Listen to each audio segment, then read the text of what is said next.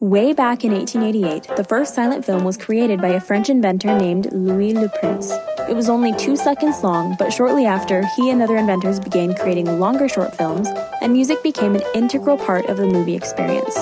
Often, a solo pianist would accompany the film, which gave life to the otherwise sort of dull pictures. Nowadays, big-budget movies use anywhere from 50 to 100 musicians and a full orchestra for the soundtrack.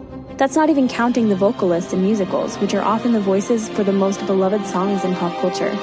And we haven't even mentioned TV shows or live Broadway shows. Music is at the heart of all our entertainment, able to turn a simple scene into a powerful emotional experience. This month, play songs from hundreds of beloved movies and shows as we take on the Soundtracks Challenge. All month long, earn entries into a prize drawing by scoring at least 96% on any of the songs in the challenge.